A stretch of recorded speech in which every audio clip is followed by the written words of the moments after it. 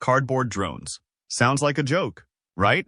Yet these unassuming creations have become a nightmare for Russian forces, capable of obliterating jets and turning the tide in modern warfare. How did something so simple become so deadly? Putin's plans for an easy victory in Ukraine were shattered by a new era of warfare. His pride in a supposedly modernized military and an impressive tank fleet couldn't withstand the relentless onslaught of large and drones, transforming many of those tanks into smoldering ruins. Despite their experience from the Armenia-Azerbaijani conflict, the Russian invaders were woefully unprepared for the drone warfare they faced. By the second half of 2023, Russia sought to dominate the drone warfare arena, making significant strides. But in early 2024, Ukraine reclaimed its lead, refusing to rest on its laurels.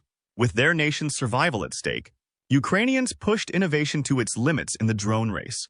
One of their groundbreaking innovations, the easily concealable cardboard drone. Dismissed by some as a mere gimmick, this drone has proven lethal, downing Russian jets and redefining combat strategies. And curious about how a cardboard drone, nicknamed the origami of death, could wield such power? Let's explore its design, operational use, and its profound implications for the future of drone warfare. As a preview for what this origami of death can do, it might be best to look at the words of one of Russia's military bloggers, who was writing in August 2023, shortly after $100 million worth of aircraft went up in smoke to a Ukrainian drone attack. Tonight, Ukrainians use them in a swarm, mixing drones with warheads with empty drones. I don't know exactly what engines were on the drones, but if they were electric-powered, then they were not launched from Ukraine. But these drones were indeed launched from Ukraine. What model actually caused such damage? The drone in question is called the Corvo Precision Payload Delivery System, PPDS, manufactured by an Australian company called Spy Pack Systems.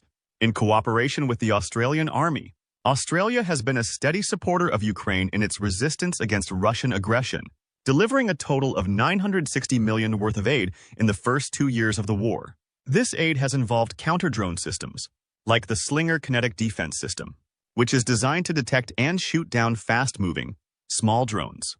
But the Australians are helping Ukraine in offensive aspects of drone warfare as well. In July 2022, the Australian government launched an initiative to supply Ukraine with the PPDS drone. The initiative was part of a $1 million contract, and SpyPack has been exporting the PPDS to Ukraine since March 2023, when the drone was revealed at the Avalon Air Show. SpyPack is shipping the units to Ukraine at a rate of at least $100 per month. Supplying Ukraine with the PPDS is SpyPack's only focus for that market, which is an indication of its success there. The company sells these drones in pizza box-sized containers that can carry 24 at a time. When they arrive in Ukraine, PPDS drones are stacked and flat-packed, an arrangement which makes them easy and efficient to deliver. 24 of the drones can come in one package. They are then assembled using rubber bands. The drones come with personalized launchers. These are small catapults that propel the PPDS into the sky. If no launcher is available, someone can throw it into the air. The company is understandably secretive about the material the PPDS is made from, but it seems that the drone isn't actually made of common cardboard, but rather a wax-coated foam board. It's also easily repairable, because damaged parts can be replaced. For example, if the drone's nose cone gets hit, the operators can replace it with a spare. The drone can also be repaired with common tools like hot glue gun and tape, making them durable and easy to call upon in lean times. SpyPack says that the PPDS is designed for covert delivery, and perhaps more than any other drone on the market. The origami of death is well suited for such operations. It's designed to be stealthier than a normal drone. First, the PPDS has a size which helps to enhance its stealth profile. The central portion is about as big as a shoebox, while the wingspan is about 6.5 feet. More importantly, since the drone is made of a waxy cardboard-like substance, it's transparent to radar. The rise of stealth drones has been another innovation in UAV warfare since the conflict started. Toward the end of 2023, Russia began coloring some of its Shahed drones black to make them less visible to the eye. This coating was not just paint, but rather a specialized material to reduce visibility to radar. The Ukrainians and their Australian partners have taken this to another level with the PPDS. The drone is not completely stealthy because its electronic components, like the battery, can be detected. Nevertheless, It has a lower cross-section to radar thanks to its design and materials. The drone's operator controls the UAV through a specialized Android tablet that comes with the packaging.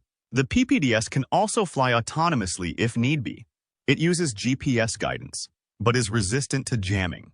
Because in the event the GPS goes down, the PPDS has control software that can calculate its location using the information from the drone's speed and trajectory. According to SpyPack's chief engineer Ross Osborne, the PPDS can also take weather conditions into account when deciding its flight path, landing pattern, and approach. The wax coating ensures that these drones can continue operating in damp conditions, maritime environments, and even rain, assuming it's not raining cats and dogs outside. When not attacking, the drone is designed to be reused. A single PPDS drone can be reused up to 60 times for reconnaissance and surveillance missions. The material the PPDS is made of also makes it more resistant to jamming than traditional drones. At a time when both sides of the war are recognizing the importance of jamming, the PPDS might prove more important in the next phase of the conflict and for the future of drone warfare as a whole. We'll discuss this more in detail later. For now, you might be wondering, why would someone come up with the idea for a so-called cardboard drone to begin with? Why was the PPDS conceived in the first place? The PPDS was originally designed for reconnaissance and to carry supplies to frontline positions. The drone weighs 3 pounds when empty and can carry a payload of 6 pounds. The payload bay has a cover that flips up to ensure the ease of retrieval by the receiver. It's propeller-driven and can reach speeds of 37 miles per hour. The PPDS has a reported range of 75 miles. However, as we'll soon see, there is good reason to think these drones can far exceed that distance. And this reveals the first clue about the need for a cardboard drone. The PPDS's design gives it a great advantage in range over the typical rotor-based small drones that Ukraine's pilots have long favored. This is because of its lightweight and fixed wing configuration. There's less drag, greater energy efficiency, and the wings generate the lift. The PPDS can fly at higher altitudes than rotor drones as well, which can add to its ability to surprise the enemy. The PPDS can land within 2 meters of its intended destination. For surveillance, the original PPDS drone came with a camera placed within the top of its nose, just above the propeller. Aside from covert delivery and surveillance, low cost is one of the things SpyPack prioritized with this drone, and the second major reason why it chose such an unusual base material. The unit price is not available on SpyPack's website, but reportedly ranges from between $670 to $3,350. Some of Ukraine's FPV drones are cheaper than this, but what makes the PPDS interesting from an economic standpoint is that it's considered a military-grade drone. According to Michael Partridge, a representative from the company, other higher-end, military-grade drones like the Shahed cost in the range of tens of thousands of dollars or more. Other military-grade drones, like the American MQ-9 Reaper, cost $30 million. Thanks to its design and construction, the PPDS drone can deliver military uses for much cheaper prices.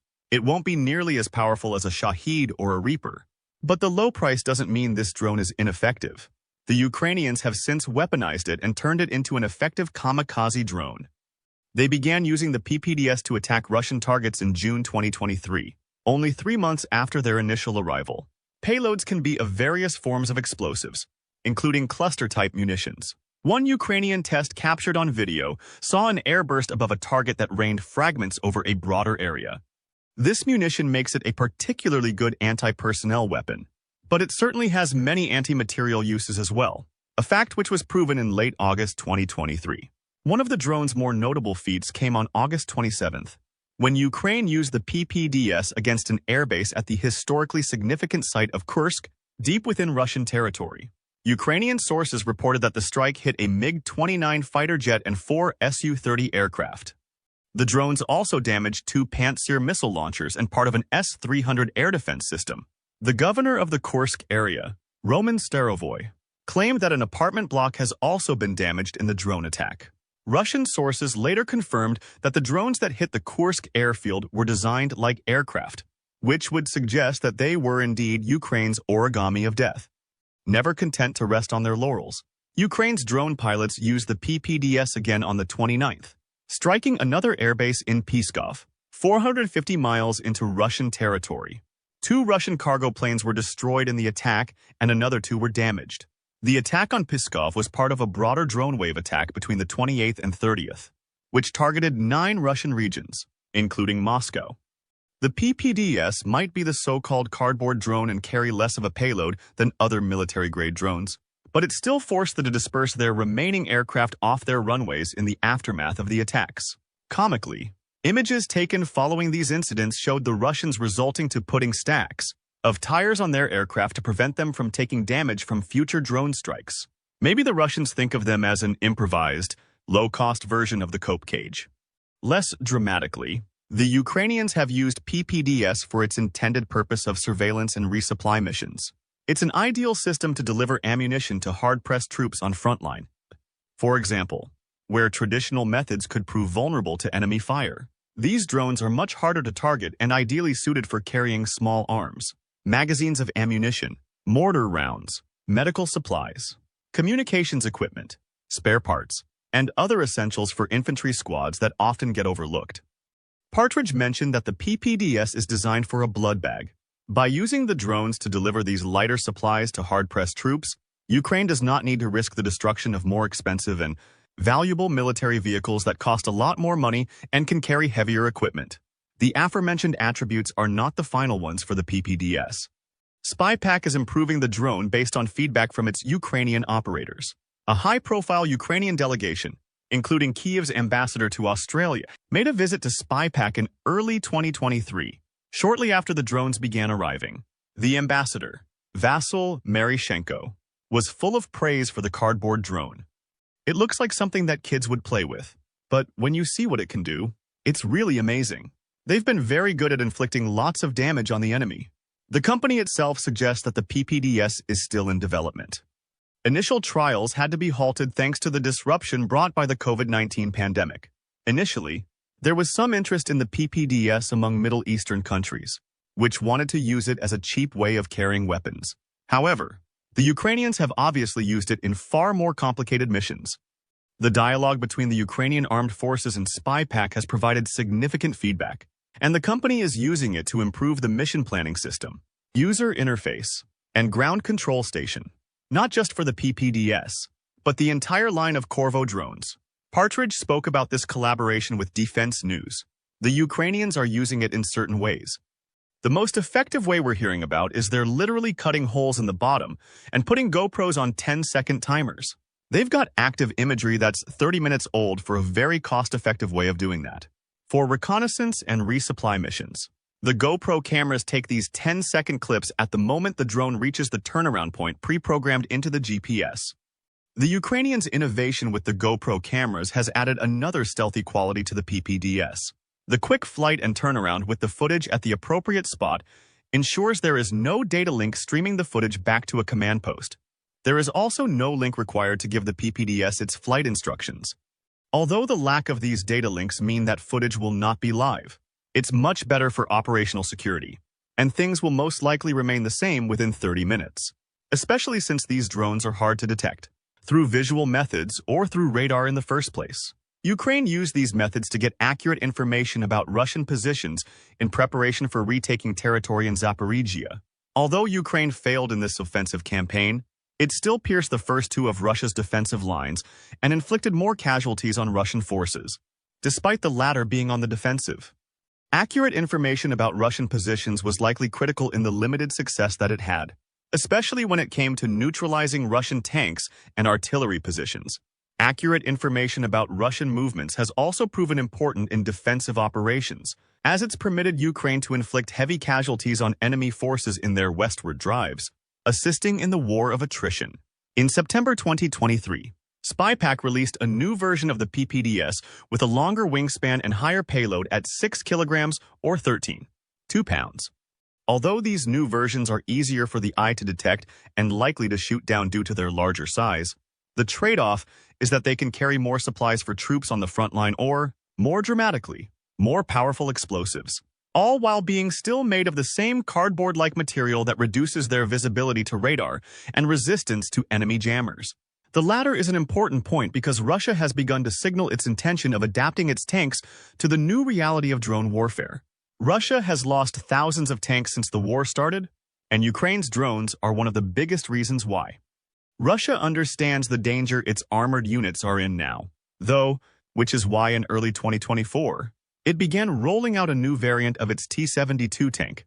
Ukrainian soldiers identified this variant as the Tsar EW, electronic warfare, because of the jammers it sported on its frame. These are designed to interfere with the signals of incoming drones and, in theory, should work much better than the cope cages. Ukrainian troops were understandably concerned when they began identifying these. Ukrainian soldiers then captured one of these units in April and, laughably, found that the jammers didn't work because they were assembled in a hasty slapdash fashion. The antennas might have been made in a factory, but the assembly left something to be desired. They were jumbled together with rope and placed hastily on wooden pallets. The result was that the Tsar EW tank that made Ukraine's drone pilots so nervous was revealed as more of a gimmick than a genuine threat. Not much better than a cope cage. For the moment, Russian tanks remain as vulnerable to drones as they have been. Russia's other units are also lacking when it comes to electronic drone countermeasures. Many of the jammers Russia needs to protect its infantry units on the line do not work. One popular jammer, a 2400 model promoted by the popular 2 Mages Telegram channel, does not seem to be effective for several reasons. First, its antennas are pointed directly up when most drones come in from the side, which means it loses most of its effectiveness. The jammer also has an inadequate cooling system, which consists of a single fan bolted to the interior of a plastic case. There is inadequate ventilation for the fan to draw in cooler air and expel hot air because of this design. The jammer is so hot that it can't be touched, and interior electronic components begin to melt, making it even less effective in countering enemy drones. So, in protecting its tanks and infantry or artillery formations from Ukrainian UAVs, Russia is still lagging. Its electronic warfare systems are not up to the task. To make matters worse, there has been little communication between Russia's drone pilots and electronic warfare units, resulting in many of Russia's drones being downed by their own jammers. This was one of the reasons why Russia suffered so many casualties in the Battle of Avdiivka. However, Ukraine cannot count on such incompetence continuing forever. Russia has proven surprisingly resilient in learning from its mistakes and adapting on the battlefield. This was one of the major reasons why the Ukrainians' 2023 offensive failed to replicate the success of the year before. It's reasonable to assume that the Russians will improve on their electronic warfare measures if given enough time. This is where the PPDS comes in. The cardboard drone gives Ukraine more options to adapt in the face of improvements to Russia's electronic warfare capabilities. Future PPDS units being able to carry heavier payloads will also come in handy, since more powerful explosives will give Ukraine a better chance of destroying enemy tanks. Ukraine has also made it a priority to target Russian supply vehicles in the conflict to undermine enemy logistics. Using the PPDS in the face of improved jammers gives Ukraine another means of continuing with that mission. In December 2023, President Zelensky made the construction of at least 1 million small drones in 2024 one of his government's highest priorities. Ukraine was on track to surpass that total early. The PPDS might only make up a small portion of that goal, and its speed of 37 miles per hour might be lower than the other drones in Ukraine's arsenal. However, its stealth qualities, jamming resistance, and ease of assembly and replacement make it ideal for high-profile missions like the attack on important bases in Russian territory. And the use of these newer drones might soon be coming to other parts of the world. According to SpyPack's founder George Vecino, Ukraine's success in using the PPDS has prompted interest from other countries, including the United States. This raises an interesting question. As drones become more ubiquitous on the battlefield, there will naturally be efforts to make them less detectable to radar and harder to jam. The PPDS has both of these qualities thanks to its unusual materials. So is the PPDS a sign of things to come? Will future drones be made of alternative materials to make the miniature stealth aircraft more difficult for radar to see, and harder for steadily more sophisticated jammers to bring down? What do you think? Make sure to let us know in the comments. And make sure to hit the like button and subscribe for more military analysis from military experts. Now, go and check out why these miniature drones scare Russians to death, or click this other video instead.